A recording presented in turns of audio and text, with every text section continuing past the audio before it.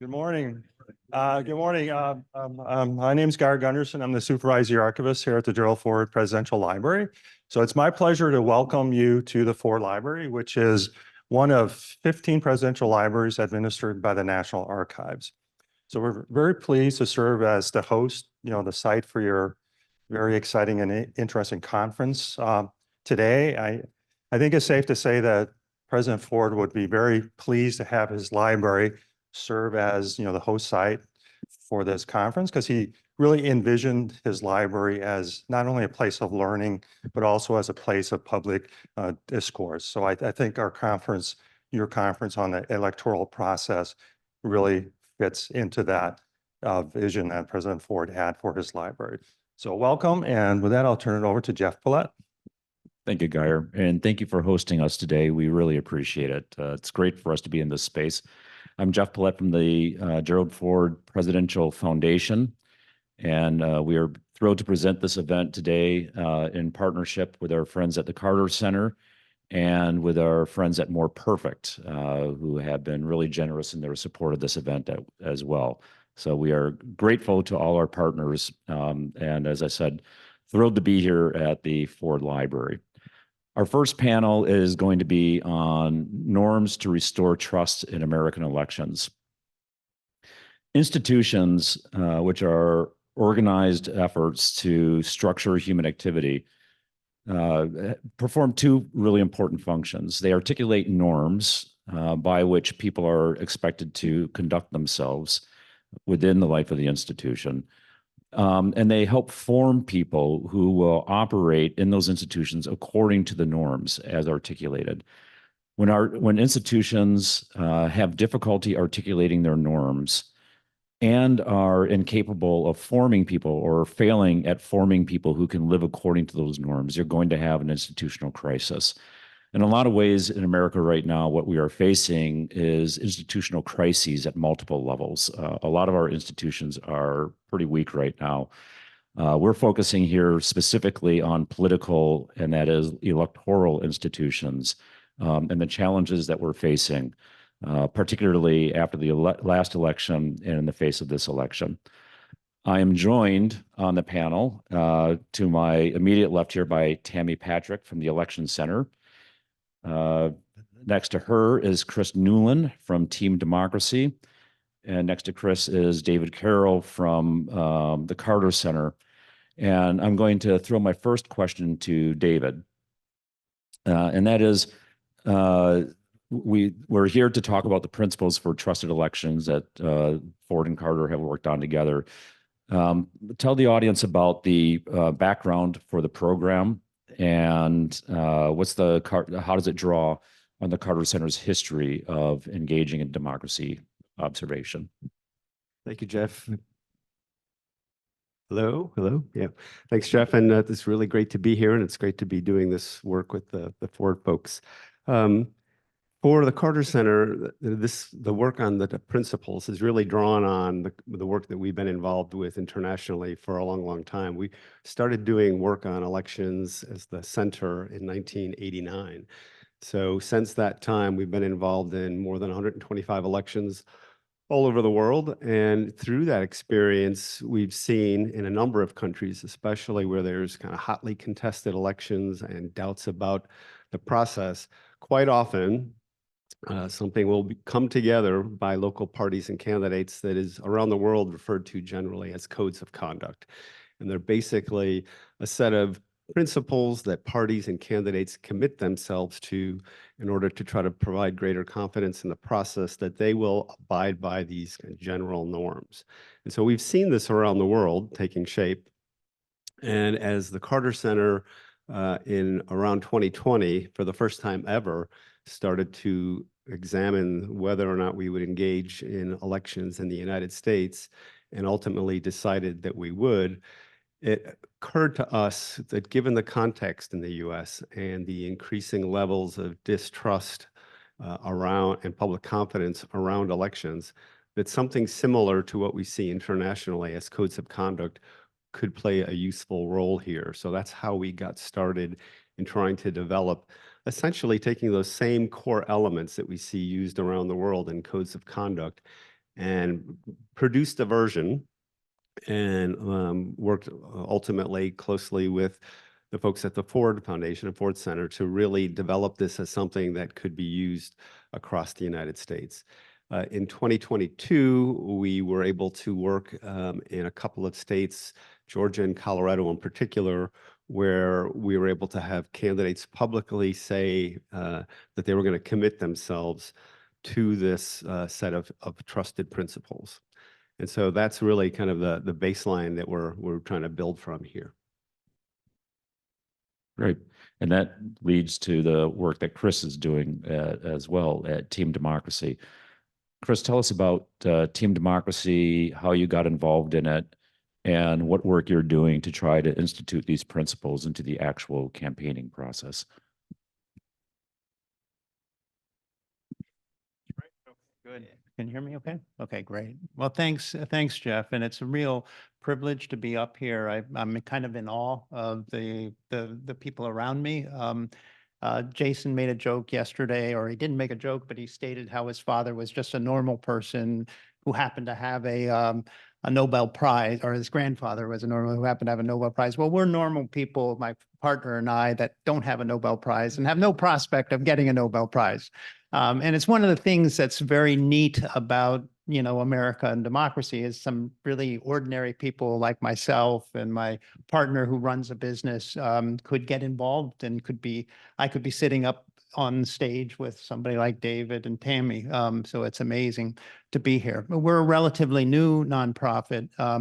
We started right after January 6th, where my partner and I said, we got to do something, you know, our democracy isn't going to survive.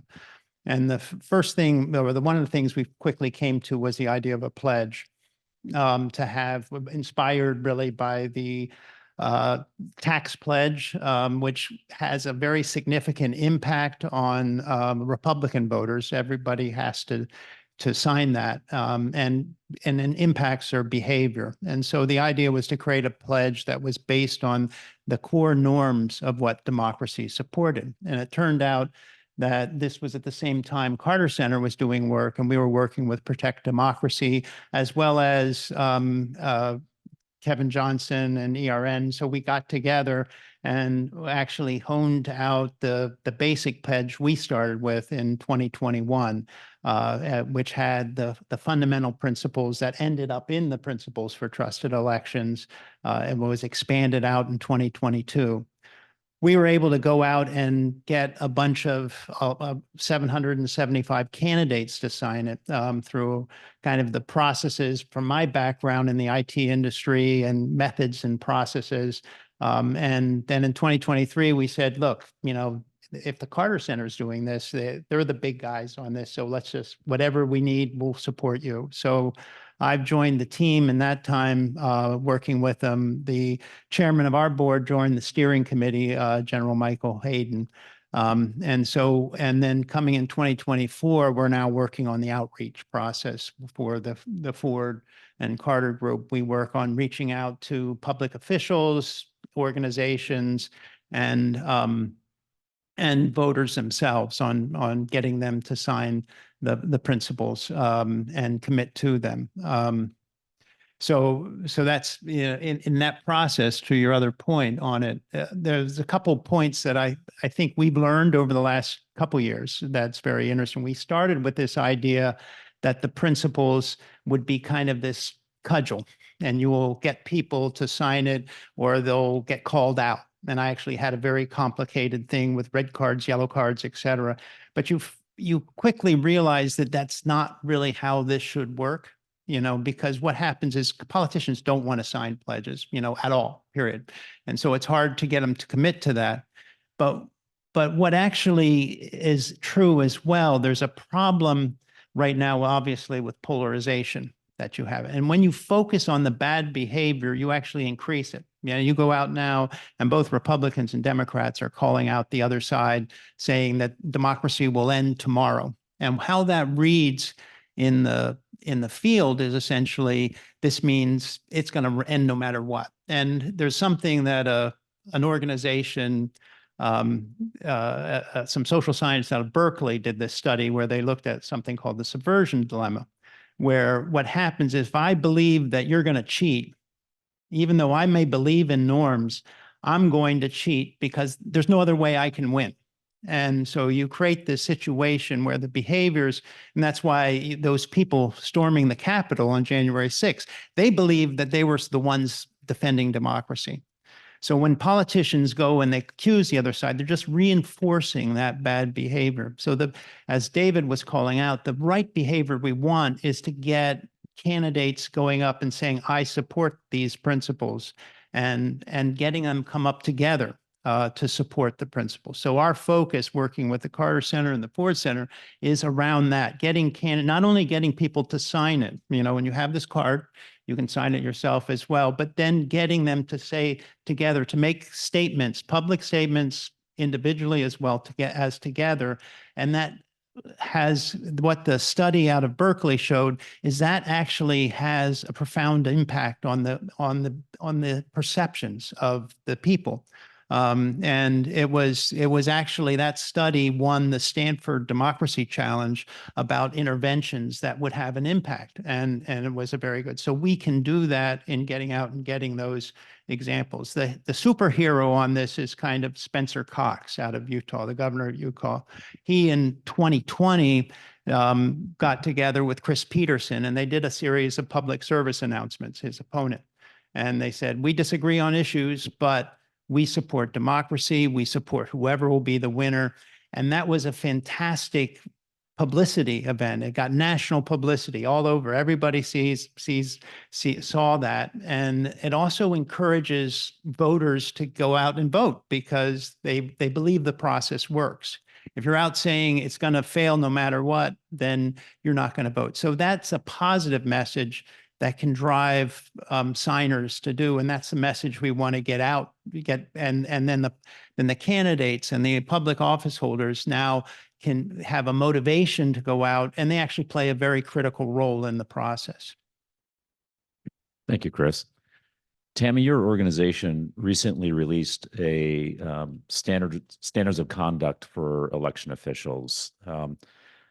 Inform us about that project and how it's actually getting down to the ground level and affecting the work that election officials are doing, who are at the front lines of everything, right? Yeah, thank you so much for the question. I went to my first National Association of Election Officials, commonly referred to as Election Center Conference, more than 20 years ago. As an election official, you maybe haven't heard of it from Maricopa County, Arizona. And I was in awe of all these professionals from all around the country doing the same kind of work to serve their voters. And I came home with a little placard that had standards of conducts for election administrators. And I hung it on my wall. And in the ensuing years, when things got bad, when I was tired, I would look at that code of conduct and remind myself of just how important the job was that we were doing. And so, 2020 happened and the organization decided we needed to look at our principles and our code of conduct and see if it still held true in this moment.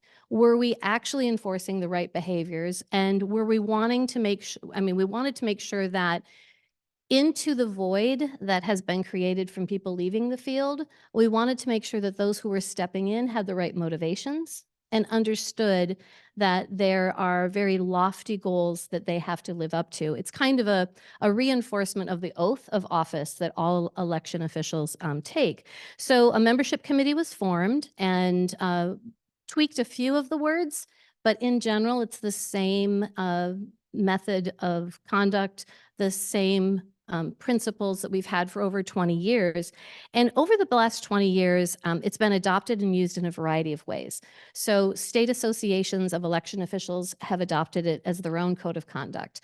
There was a particular situation in Colorado where they needed to find a new clerk to fill a vacancy. And they called and said, can we put that code of conduct in the job description? And I thought, well, there you have it. That in and of itself is a testament to how this can be used to remind folks of what it really is. And so we just came off of our national conference in Detroit, which is, I get to spend even more time in Michigan. I'm quite thrilled.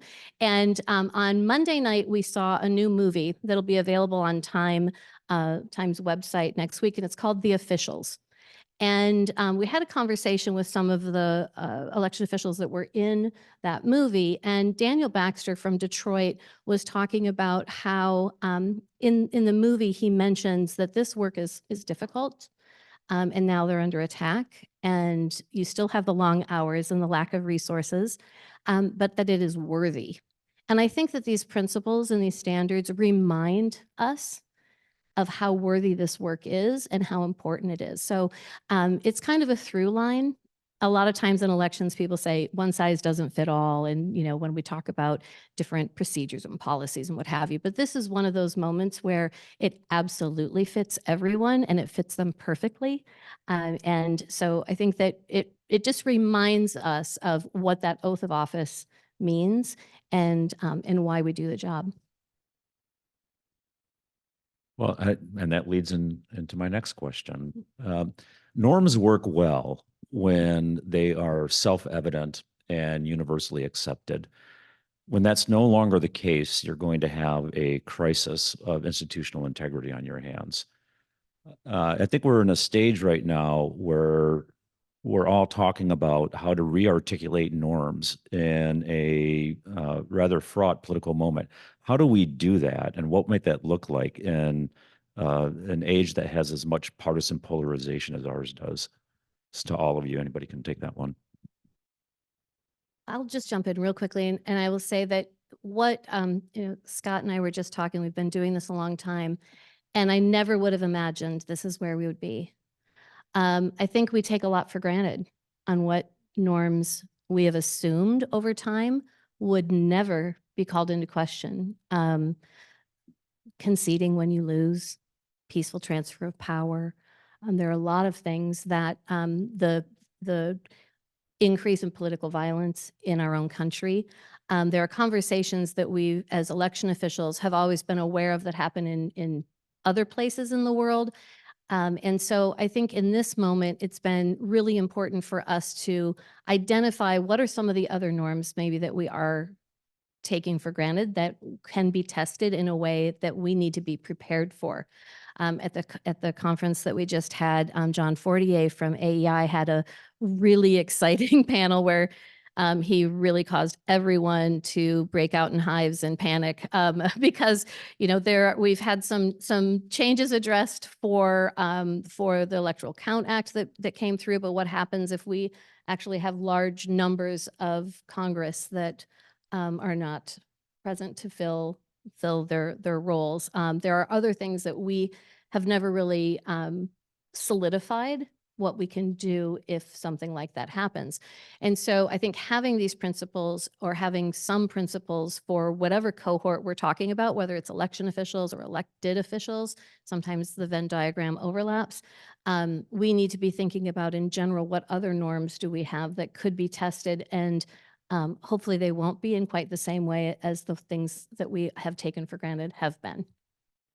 And David, you've probably run into this in other countries where you've done election observation, where you've seen a kind of collapse of agreed upon standards of conduct.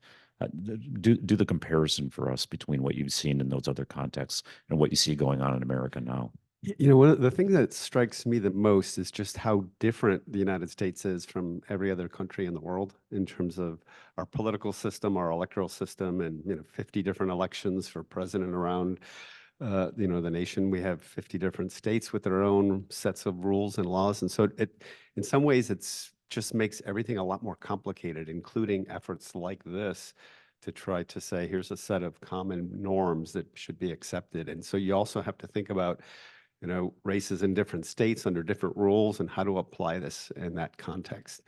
And so it's not exactly maybe a response to what you're asking, but it sets the broader context. Yeah, I guess I'm thinking, some of the places where you've done election observations, you might not even have agreement that elections are the right way to staff public offices. So, I mean, there is still, I think, some norms that we have in place, such as elections are the right way to staff public offices. Um, and, some rules about counting and so forth that are still in place. So I guess on a sort of scale, I mean, the Carter Center has turned its attention domestically as well as internationally now.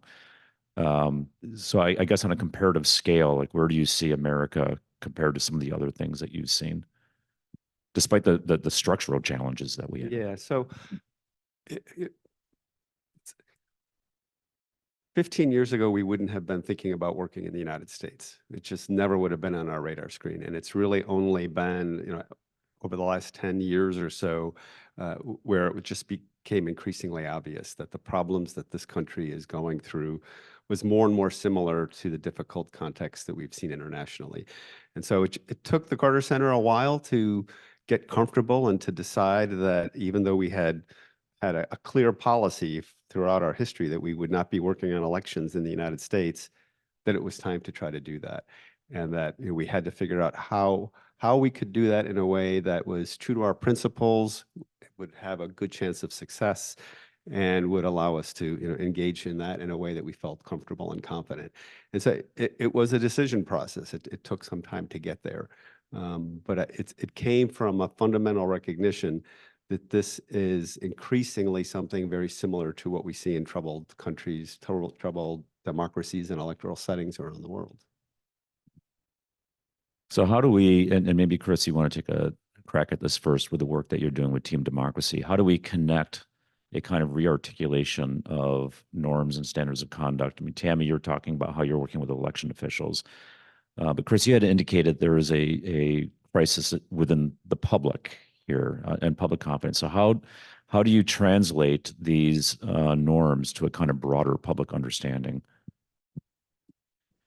Yeah, I think one of the things I come back to is that the people that actually stormed the Capitol were not the candidates. They were not the elected officials. They were regular people going out. And oftentimes the people that are elected officials, they're essentially responding to however that's been created, how the responding to what people are telling them, that if I go and I say the election was safe, fair, then I may lose my office because in a primary or something like that.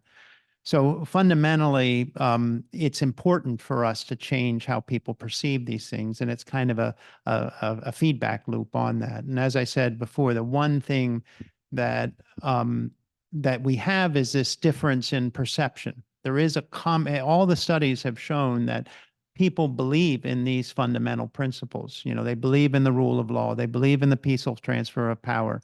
But there's this perception gap with what they think the other side believes. And that's where we can make a difference in that perception gap based on getting out and getting people to speak in terms of that. The one thing that really I think the U.S. has that other places don't is such traditions of participation in the process. It's amazing. I went to the election center event. It's amazing to see the dedication, the professionalism of that group that kind of manages all our election processes. It's amazing for us that the last 3 years to see all the groups involved in this process, and what they're doing. One of the things, again, back to Spencer Cox, he just did a video with Wes Moore where for the Interfaith America group, where it was about them, and they have a toolkit on trusted elections that they're getting out to faith leaders, which is really great. There's other great organizations like Braver Angels was talked about, or the Living Room Conversations. We have such a rich tradition beyond government, beyond that of organizations that are there supporting our democracy. And I think that's something that we need to cultivate and keep pushing. One of the things that I think is really, this is a difficult time, we're going through. And the analogy that has been coming to me as I think about this is the movie Apollo 13. And you might remember in that when the various Boeing executive people were saying, "Oh, this is horrible. This wasn't our fault. This isn't, this thing's going bad. It's all gonna collapse." And the flight director says, "No, this is going to be our greatest moment, because we're going to rise to that challenge." And I think that's what's before us right now. We are facing this crisis, and we have people all over standing up and, like the Carter Center saying, "I'm going to focus on this in the US." And I think we'll come out so much stronger in this process and understand better how to make these norms part of our lives explicitly when they've all been implicit before. And from the Election Center perspective, I'm so thrilled that professionalism was mentioned because we do have certification programs, both at the state and local level, that tie into this code of ethics, code of conduct. And so I think that it's important that we realize that our election professionals do have training opportunities available to them when they have the resources. And unfortunately, not everyone does. Many states are not funding their elections properly and not providing both those who are veterans to the profession as well as those who are coming new to the field and have a short runway and a steep learning curve to get some of the training that they really would benefit from. And I had mentioned having that little placard on my wall. Many people at the conference this week we created big posters of that. And they're saying they're going to take them back. They're going to put them in their offices, in their front lobbies, so that when they interact with the public, when they interact with their poll workers, they can all see and be reminded of the basic tenets of what individuals who do this job believe. And I think that reinforcing message is going to be really, really important moving into November and beyond. Yeah, I think that's a really vital point. Can't resist. When Plato talks about principles of justice, one of the things he discusses is that it requires everybody doing their jobs. We live, I think, in a period of hyper deinstitutionalization. So it's not just our political institutions, it's all our institutions are deinstitutionalizing. And when that happens, you have to engage in this painstaking process of trying to rebuild trust in these institutions. And I think that's really a large part of what we're talking about. The word trusted is in the principles. And we live in an age of low trust in all our institutions. And I think all of us know that once trust is lost, it's incredibly difficult to rebuild it again. And so that's sort of the project in front of us, is to try to figure out how to do that. And I think especially at the institutional level, one vital component of that is people who are conscientiously doing their jobs and people realizing that people are conscientiously doing their jobs. And I think that's a kind of public component there as well, is that you have to bring that to public awareness, especially for election officials who are being questioned all the time about their integrity, and they're on the front lines, like working hard and doing their very best under the circumstances. They're exhausted. They're exhausted. Okay, well, we are going to move on to our next panel. So let's thank our panelists for their great work that they're doing.